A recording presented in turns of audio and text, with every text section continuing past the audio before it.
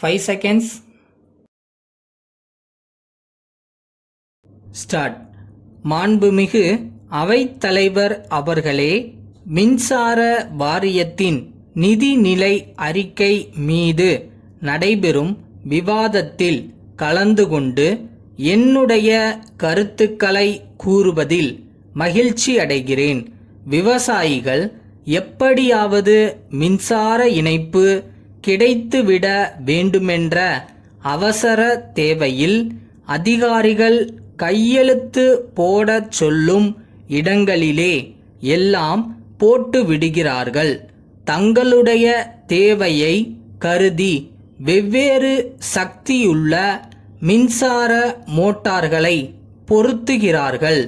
பின்னால் ஒரு நாள் பார்வையிடும்போது மின் வாரியத்தோடு நீங்கள் செய்துள்ள ஒப்பந்தத்தின்படி நடந்து கொள்ளாததால் வாரியத்திற்கு இழப்பு ஏற்பட்டு இருக்கிறது. ஆகையால் ஒரு குறிப்பிட்ட தொகையை அபராதமாக கட்டுங்கள் என்று சொல்கிறார்கள். அதே நேரத்தில் ஒப்பந்தத்தின் அடிப்படையில் 24 மணி நேரமும் மின்சாரம் வழங்கப்படுவதில்லை.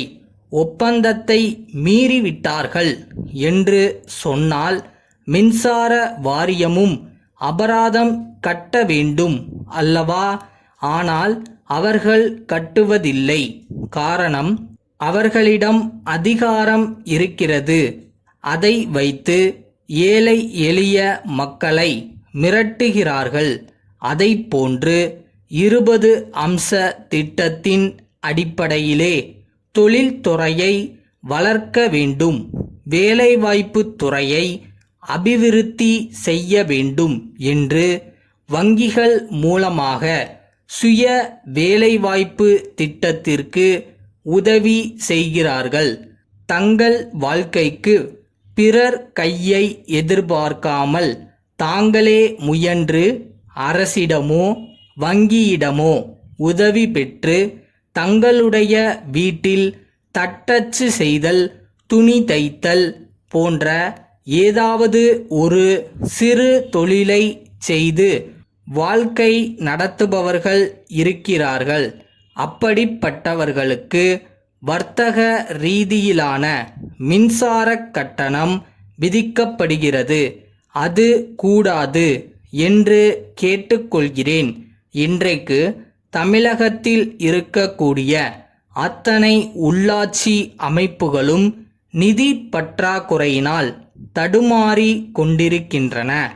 நிதி வசதி இன்மையால் உள்ளாட்சிகளின் தேவைகளை நிறைவேற்றிக் கொள்ள முடியவில்லை. தேர்ந்தெடுக்கப்பட்ட உள்ளாட்சி அமைப்புகள் வந்த பின்னால் தமிழ்நாட்டில் அத்தனை வீதிகளிலும் இருளை பகலாக்குகிற அளவுக்கு மிகச் சிறப்பாக தெரு விளக்குகள் எரிந்து கொண்டிருக்கின்றன. அதன் காரணமாக வாரியத்திற்கு இப்போது அதிகமான கட்டணம் கிடைக்கிறது.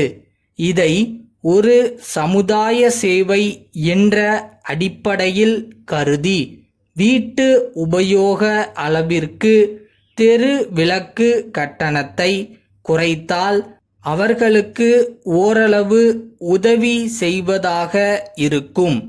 நிதி நிலைமை ஓரளவுக்கு சீரடைய இது உதவியாக இருக்கும் என்பதை தெரிவித்துக் கொள்கிறேன். அடுத்தபடியாக மின்சாரத்துறை அமைச்சரே இன்று அறநிலையத்துறைக்கும் அமைச்சராக இருக்கின்ற காரணத்தால் இங்கே முக்கியமான தேவை ஒன்றை நான் சுட்டிக்காட்ட விரும்புகிறேன்.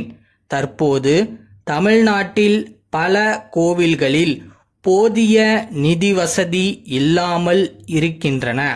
கோயில்களில் விலை உயர்ந்த சிலைகள் இருக்கின்றன.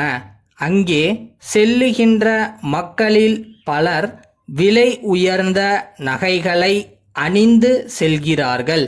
ஆகவே போதிய அளவிற்கு விளக்குகள் இருக்க வேண்டியது அவசியமாகையால் இது பற்றி கவனம் செலுத்த வேண்டுமென்று கேட்டுக்கொள்கிறேன்.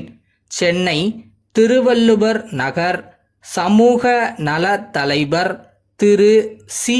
கண்ணப்பன் அவர்கள் சென்னை தலைமை செயலகத்திலுள்ள தமிழக அரசின் உள்துறை செயலாளர் அவர்களுக்கு 5/6/88 தேதியிட்டு எழுதிய கடிதம்.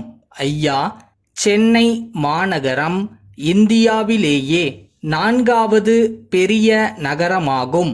மக்கள் தொகை பெருக்கத்தை பற்றி சொல்ல தேவையில்லை. போக்குவரத்து வாகனங்களின் எண்ணிக்கை பல மடங்கு அதிகரித்து இருக்கிறது. எனினும் அந்த அளவுக்கு சாலை வசதி பெருகவில்லை. 25 ஆண்டுகளுக்கு முன்னால் இருந்த சாலை வசதி கூட இப்போது இல்லை. இதற்கு காரணம் முக்கிய சாலைகளின் இரு மருங்கிலும் கிட்டத்தட்ட பாதி அளவுக்கு பழம் விற்பனை செய்பவர்களும் காய்கறி விற்பவர்களும் இதர பொருள்கள் விற்பனை செய்பவர்களும் ஆக்கிரமிப்பு செய்துள்ளார்கள். இது ஒருபுறம் இருக்க, சாலை நடுவே போகின்ற மாடுகள் வாகனங்கள் எழுப்பும் ஒலியால் மிரண்டு ஓடி நடைபாதையில் செல்லும் மக்களை முட்டுகின்றன. அதனால் பல விபத்துக்கள் ஏற்படுகின்றன. இத்தகைய விபத்துகளை தடுக்க சாலை ஆக்கிரமிப்புகளை அகற்ற அரசு எடுக்கும் நடவடிக்கைகளுக்கு எங்கள் அமைப்பு முழு ஒத்துழைப்பு அளிக்கும் என்று தெரிவித்துக் கொள்கிறேன். தங்கள் நம்பிக்கையுள்ள